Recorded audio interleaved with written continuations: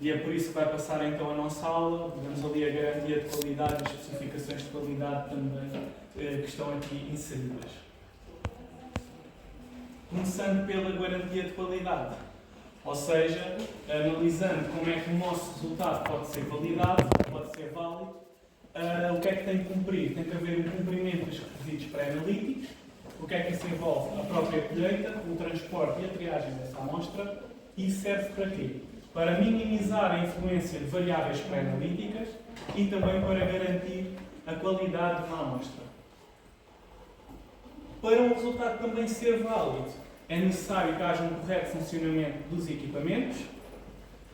Tem que ser então aplicado a verificação do controle de qualidade interno, também está inerente à avaliação externa de qualidade e o desempenho do próprio método analítico. Ou seja, a parte da garantia de qualidade é o que nos vai garantir em termos de laboratório, aqui em termos de resultados válidos, é que tudo está a funcionar corretamente para podermos confiar nos nossos próprios resultados.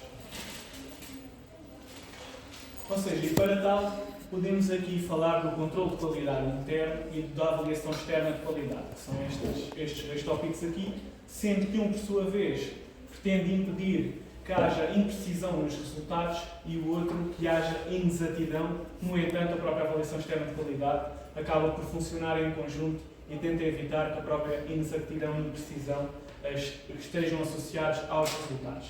Ou seja, o controle de qualidade é um dos elementos básicos para a qualidade analítica. Porquê? Porque vai então monitorizar e detectar os erros no processo analítico.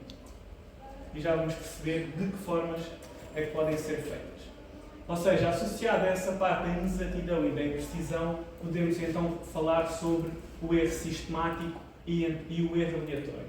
Ou seja, olhando aqui para a primeira parte, a inexatidão, vemos que é um erro sistemático e o que é que acontece é a diferença entre o valor obtido e o nosso valor alfa. Ou seja, é um erro que acontece sistematicamente, que está sempre um valor a dar em certa posição. No entanto, o que é a imprecisão? Ou seja, é um erro aleatório. São coisas aleatórias que podem acontecer. Não é algo que aconteça de forma sistemática, é algo que pode acontecer por acaso, ou seja, aleatório. Não acontece regularmente. E o que é que isso indica? O resultado normalmente é dado em desvio padrão, ou seja, vai avaliar nomeadamente o grau de dispersão. E juntando esses dois, o que é que nós temos então? O erro total. Ou seja, o erro total, o que é que engloba? Engloba estes dois erros, ou seja, aqui temos o erro sistemático e o erro aleatório. Aqui está a variação, mas podem chamar de erro aleatório e, como podem ver, o erro total engloba estes dois parâmetros aqui implícitos. E também tem aqui para perceberem melhor estes conceitos e também a própria medição, ou como é que se pode dar estes resultados. Para não vos assustar, não vai haver um cálculo na segunda frequência, portanto está aqui apenas as equações por uma questão de curiosidade. No entanto, o que é importante perceberem é que a dispersão está associada com a imprecisão, tal como o nome indica, que é associada ao erro aleatório e a sua medição normalmente é pelo S, o desvio padrão ou o coeficiente de variância, dado em percentagem. E a tendência, que é o tal erro sistemático, ou seja, há uma tendência para que isso aconteça e pode também ser designado de inexatidão e está associado ao bias, e depois temos então que a junção destas duas medidas dá então o erro total, como foi referido no gráfico anterior, ou seja, vai ser nada mais nada menos do que a junção destes dois cálculos que nos irá dar o erro total, sendo que aqui, para fazer esse cálculo, ainda estaria implícito aqueles valores das tabelas de significância. Portanto, não vamos entrar por aí, nem vamos abordar esse tipo de cálculos nas nossas frequências, nem na aula, porque também vocês já tiveram tempo para dar esse tipo de cálculos em estatística, portanto não vale a pena estarem a relembrar esses maus tempos. Processos que garantem então a nossa qualidade dos resultados, ou seja, está associado ao controle de qualidade interno, à avaliação externa de qualidade e às especificações de qualidade para cada método analítico. Entrando então no controle de qualidade interna. Ou seja, para fazermos o controle de qualidade interna, normalmente utilizamos amostras de controle. O que é que estas amostras têm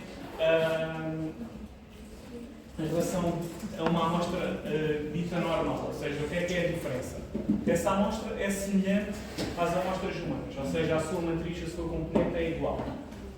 No entanto, elas são formuladas em concentrações ideais para representar a qualidade dos ensaios. As amostras de controle são amostras que têm concentrações conhecidas e também abrangem a faixa de terminação do processo analítico e os próprios limites de decisão médios, ou seja, as amostras de controle podem ter vários níveis. Podem ter um nível 1, 2 e 3, por exemplo, em que um pode significar um baixo nível daquele parâmetro, o 2 um nível médio e o 3 um nível alto para esse parâmetro. E assim é uma forma de calcularmos o controle e percebermos se o nosso equipamento está a detectar quantidades pequenas e altas ou então também dentro da média. Este resultado do controle serve então como um indicador da qualidade do desempenho do próprio sistema analítico. É uma determinação interna, é gerido pelo laboratório, ou seja, isto é ao contrário da avaliação externa de qualidade, ou seja, o controle de qualidade interno é dentro do laboratório, é determinado, e já vamos ver quando e em que situações, e podem ser usados múltiplos, como já tínhamos referido aqui, os vários níveis. Como é que se deve ser feito? Ou seja, podemos planear este tipo de controle de qualidade para ser implementado e como é que vamos fazer? Ou seja, podemos definir uma estratégia e adotar um planeamento para a aplicação desse controle de qualidade interno. A cada ensaio tem um desempenho analítico particular, supostamente pode haver umas amostras de controle que podem dar para vários parâmetros, ou então podem existir amostras de controle que dão apenas para um único parâmetro. Isso depois depende de quantos parâmetros se pretende analisar no laboratório. Por exemplo, se houver apenas dias específicos para analisar certos parâmetros que são efetuados com pouca regularidade, só vão ser aplicados essas amostras de controle nesse dia. Não há necessidade de estar-se a aplicar diariamente se não forem houver amostras desse tipo, quando estamos à procura desse tipo de analítico. Estes amostras de controle têm elevado poder de detecção de erro e mantêm a variabilidade do processo de análise sob controle. Ou seja, como é que é realizado este planeamento? Deve-se fazer a avaliação do valor-alvo, ou seja, uma média, que é aquilo que vocês também já falaram das cartas do Leverage Jennings, ou seja, tem de ser aplicada uma média. Fazemos a avaliação do próprio desvio padrão para incluirmos dentro dessa carta. Depois aplicamos então as regras do ESCA a essas cartas e sim, e temos aqui a operacionalização do plano. Como é que este planeamento deve ser feito? Ou seja, é desaconselhado usar os valores da bula para calcular os limites de controle. E depois temos aqui alguns exemplos porquê. Porque não tem em conta as condições locais do laboratório, os intervalos maiores na construção do gráfico, ou seja, o que é que está aqui implícito? É que cada laboratório deve ter noção como é o seu funcionamento de trabalho e aqui faz-se então um planeamento de aplicabilidade deste controle de qualidade interna. Ou seja, e, por exemplo, aqui intervalos maiores na construção do gráfico, o que é que implica? Quando nós estamos a avaliar uma carta de controle, se tivermos valores de desvio padrão mais elevados, poderemos estar a colocar valores que para nós seriam umas regras de alerta, mas estamos a associá-las com aceitar a corrida. Portanto, essa avaliação deve ser feita pelo laboratório e esses intervalos têm que ter cuidado com esses intervalos maiores na construção do gráfico que estão associados às próprias bulas.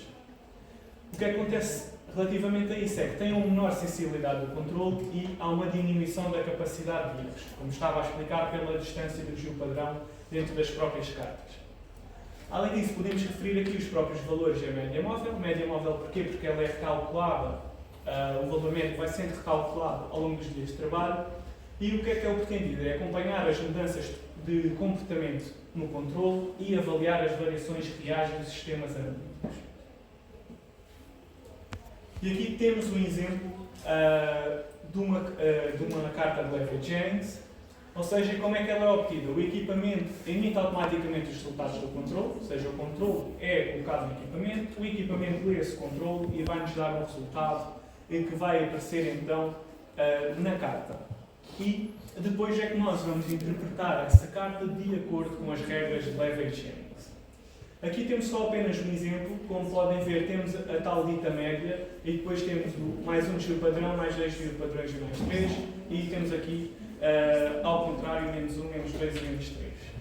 Como podem estar a ver, aqui, por exemplo, temos, por exemplo, dois níveis, ou seja, são dois níveis aplicados ao mesmo controle. Temos o nível 1 e o nível 2 e podemos, no entanto, ver aqui a média. Isto é só para vos mostrar. Aqui temos, por exemplo, o parâmetro é a alanina aminotransferase, que está relacionada a doenças do fígado, quando esta enzima se encontra elevada. A matriz, por exemplo, é o soro. Temos também um método em que é aplicado este tipo de parâmetro, ou seja, isto tudo está implícito, para sabermos também que amostras de controle é que devemos aplicar. E aqui também temos associado o respectivo desvio padrão ou então o coeficiente de variância. Isto serve apenas de exemplo para verem uma carta assim extensa. E aqui podemos falar um pouco sobre a aplicação das regras do ESCAT, que eu sei que vocês também já falaram um pouco. Portanto, já sabem, tendo em conta aqui esta regra, que o A significa o número de valores acima, que se encontram acima do desvio padrão, e o LS indica qual é que é o desvio padrão que se encontra acima. Isto há várias formas de abordar o próprio controle.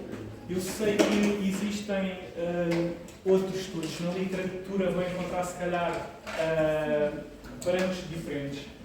Há sítios que colocam, por exemplo, aqui a 4S com um valor de alerta e a 10X ou a 10 média também com um valor de alerta, porém aqui vamos tratá-lo como um valor de rejeição.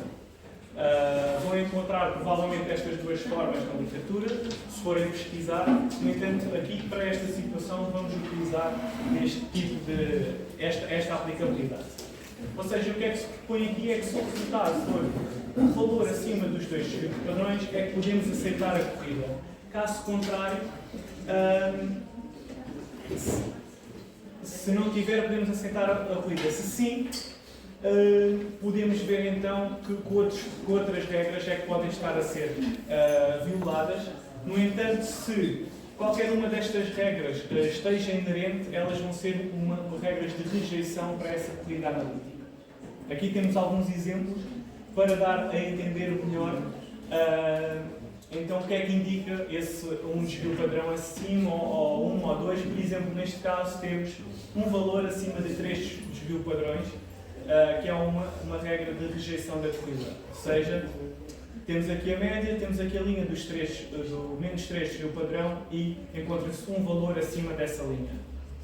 Temos aqui então uma regra de alerta, que é um valor acima dos 2 desvio padrões, que é apenas este pontinho aqui. Aqui, como podem perceber, ou seja, o 2 refere-se que são 2 valores, ou seja, 2 valores acima do 2 desvio padrão.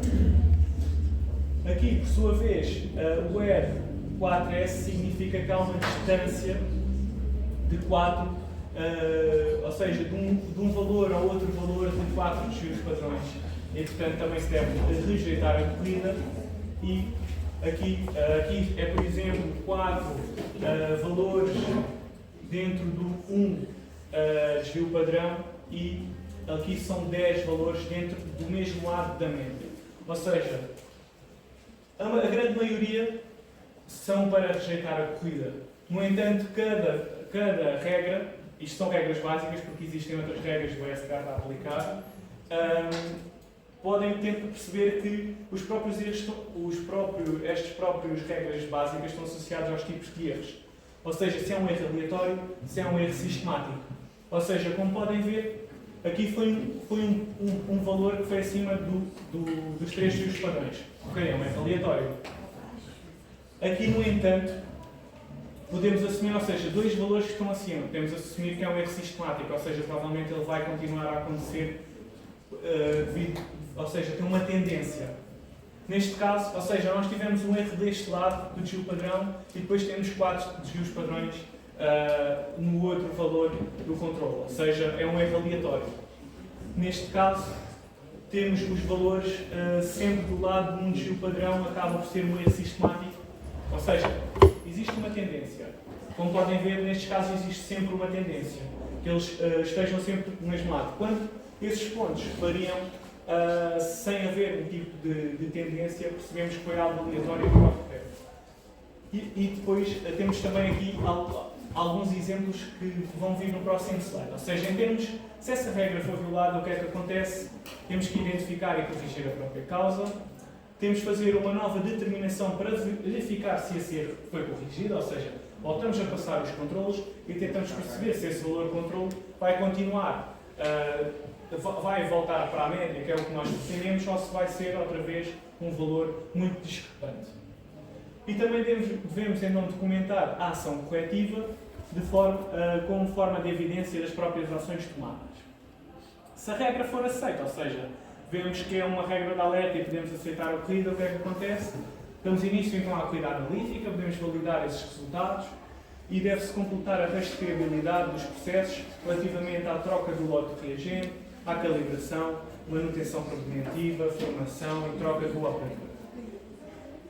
Aqui temos alguns exemplos consoante as regras do que é que pode acontecer.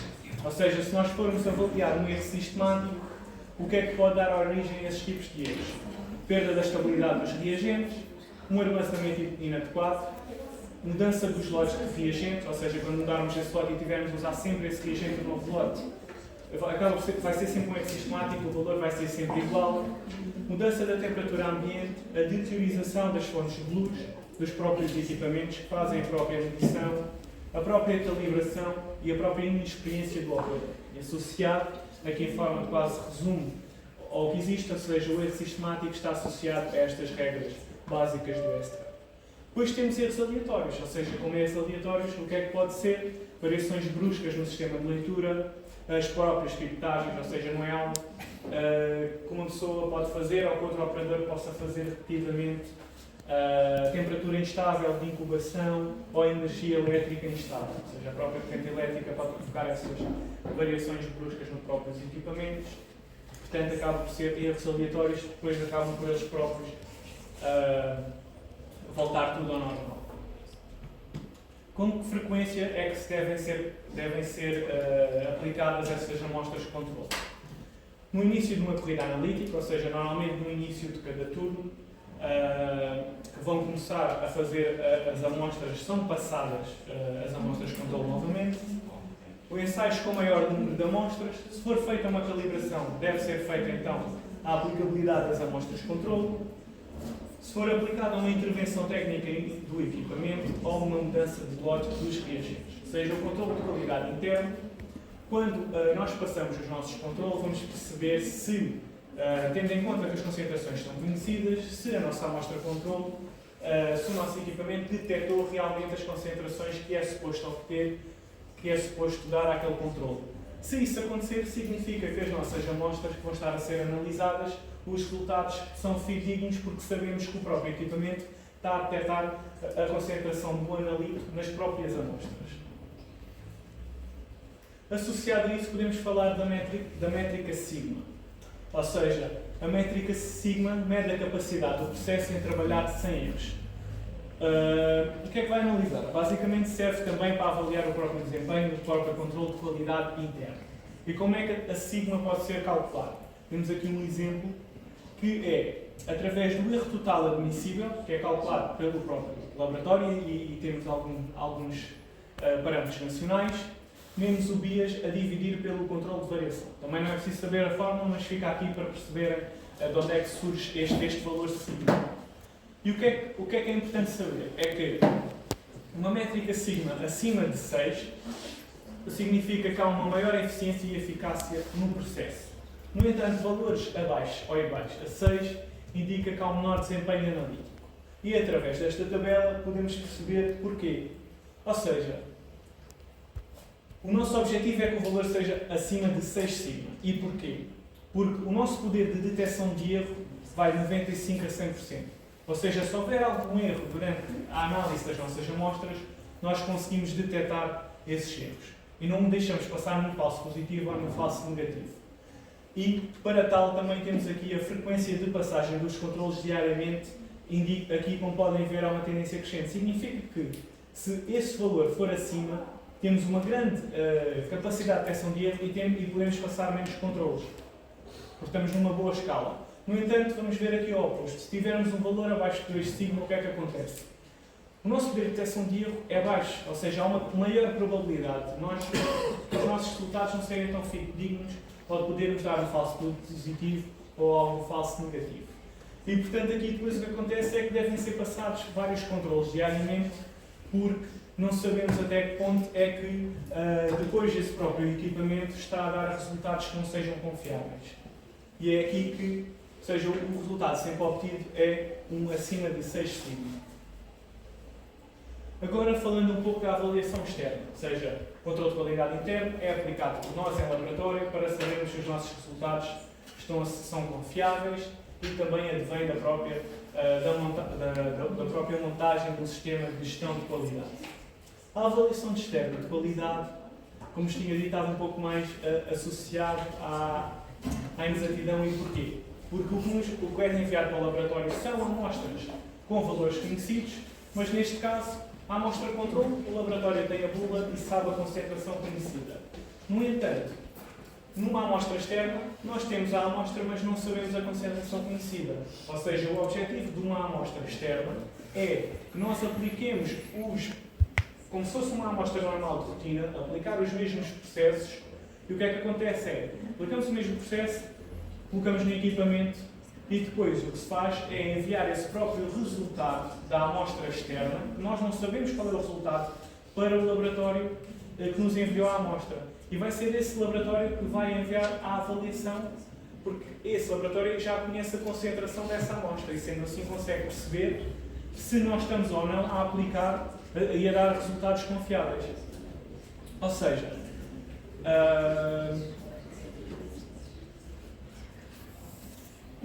basicamente, depois desse resultado é emitido então um relatório para o laboratório. Ou seja, qual é que é o benefício e qual é que é a intenção desta avaliação externa de qualidade? Aumentar a segurança do paciente, caracterizar a tendência e a imprecisão dos ensaios em diferentes métodos, identificar interferências, providenciar aos laboratórios de informação confiável para a substituição de metodologias com um desempenho insatisfatório, identificar laboratórios que estão em risco de desempenho insatisfatório, satisfazer os requisitos da acreditação e também a possibilidade de tomadas de ações corretivas e ou preventivas.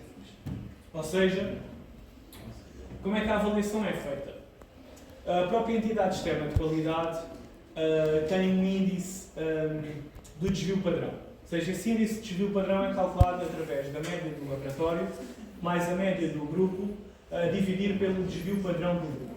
Ou seja, o objetivo é que esse critério de aceitação, esse valor que é dado para o laboratório, tem de ser mais ou menos 2 índices de desvio padrão. Se o laboratório tiver um valor acima, o que é que acontece? Significa que ele está fora da média. Ou seja, nem todos os... Primeiro, essas amostras de controle são aplicadas a peer groups, ou seja, são laboratórios que estejam a aplicar a mesma metodologia e o mesmo reagentes, que é para as coisas serem comparáveis. Por isso, depois é então aplicado essa média do grupo, ou seja, porque são em laboratórios compatíveis com a mesma metodologia que se pode ser aplicada. E o que acontece é que depois desse índice, se esse valor for acima dos valores esperados, calculado pela própria entidade, significa que vão ter que repetir essa amostra, devem verificar esse controle de qualidade interno e, se o valor encontrado está dentro dos limites aceitáveis, temos que ter em conta que pode estar associado a um erro aleatório. Agora, o que é que acontece? Isto é se for a primeira vez. Na segunda vez, indica que já pode ser um erro sistemático e tem que haver uma análise rigorosa das causas. Ou seja, esta avaliação externa de qualidade vai nos permitir ainda ser mais, ou seja, já passa a parte da certificação e vem mais para a parte da acreditação e vai poder permitir ao laboratório dizer que os seus resultados são confiáveis. Ou seja, quando nós temos que são confiáveis é por causa disto, por causa deste tipo de análise que nos permite dizer que está dentro dos parâmetros que é suposto. Porque nem todos os laboratórios vão ter exatamente o mesmo valor. Os equipamentos são semelhantes, as pessoas a operar são diferentes, por isso existe uma média que se possa englobar esse tipo de resultados. Aqui temos apenas alguns exemplos de entidades que fazem essa avaliação externa de qualidade. Temos aqui o INSA, que é o Instituto Nacional de Saúde, Dr. Ricardo Jorge, o UK-NECAS, aqui uma sociedade espanhola que também faz, e o RICAS, que também é outra entidade avaliadora. O INSA, que é situado em Lisboa, Este aqui é UK no Reino Unido, por exemplo, este é espanhol e este aqui não sei se é, não sei propriamente onde é que fica. Especificações de qualidade, ou seja, nós estamos quase a terminar. Serve apenas para comentar tudo o que tivemos a referir, ou seja, trata-se dos requisitos do processo analítico para garantir que os resultados produzidos pelos laboratórios atendam a um nível de qualidade desejado. Todo o processo de análise tem alguma variação associada, como vimos aqui, os próprios resultados podem ter uma certa variação, mas o objetivo é manter essas variações sob controle. Ou seja, como podemos ver pelas regras do SCAP, pode haver variações, o objetivo é perceber se é de alerta e se está tudo sob controle. Ou seja, esse é o objetivo da qualidade e para determinar então o erro máximo permitido em cada ensaio, ou seja, para cada parâmetro analítico no laboratório. O que é possível de calcular? É a média, o próprio desvio padrão, o coeficiente de variação, o erro total e o sigma. Selecionar, que era o que eu estava a dizer, que era em termos de parâmetros mais nacionais, ou seja, que não deve ser calculado em laboratório, temos então o erro total admissível. Ou seja, em termos do controle do processo analítico, o objetivo é que o resultado seja o mais preciso e exato possível para que haja um baixo erro analítico. 70% das decisões médicas são baseadas nos exames laboratoriais, ou seja, eles pedem as amostras, nós damos as amostras e convém que a informação que nós estamos a transmitir seja fidedigna, porque vão dar um parecer depois aos doentes que estão a ser tratados, aos que têm essas análises escritas e especificar a qualidade é muito mais do que obter os resultados esperados, é então um sistema analítico confiável. E esta é então a última parte da matéria associada à qualidade que vocês vão ter que estudar para a segunda frequência. Agora, já estão aqui mais pessoas, vou voltar a repetir, ainda não comecei a corrigir as vossas frequências, mas espero para a semana, mais para o final da semana, já conseguir colocar as vossas notas na tutoria. A terem atenção que, a partir de hoje, vai ser a nossa última aula propriamente dita. Agora vamos ter 2 feriados consecutivos, portanto, vão estar livres de mim nas próximas 2 sextas-feiras, ou seja, vão ser 2 semanas que não vamos ter aula, e a aula, após essas 2 semanas, será a aula da segunda frequência. Quem depois reprovar a primeira frequência, claro que não tem que vir nesse dia, e as pessoas que também já estão para exame também não precisam de vir. No entanto, após essa aula, ou seja, na última sexta-feira do semestre, será a apresentação dos trabalhos. Não sei se recordam, mas essa aula irá contar com 2 aulas, porque nós fizemos para a aula ser mais longa, e havia uma das reposições desse feriado que vai ficar concomitante com essa sexta-feira, para termos mais espaço para vocês apresentarem os trabalhos. Relembro que, mesmo as pessoas que já vão a exame, têm que vir fazer a apresentação dos trabalhos de grupo para poderem ser admitidas a exame. Ou seja, mesmo as pessoas que chumbem na primeira frequência não têm que vir à segunda, mas têm que vir fazer a apresentação do trabalho. Porque precisam dessa aprovação para poderem ir a exame. Ok? Dito isto, acho que está tudo dito. Não sei se têm algumas dúvidas relativamente às próximas semanas. Se tiverem ou se surgirem dúvidas, já sabem, seja da matéria, seja do trabalho, podem enviar e-mail, porque vamos estar agora 2 semanas sem nos encontrarmos. E, posto isto, dou-vos agora o resto da aula para trabalharem um bocadinho no vosso trabalho de grupo, tirarem as dúvidas restantes e é tudo. Se tiverem dúvidas, já sabem. Aliás, vou-vos só fazer a chamada, portanto, não fujam já.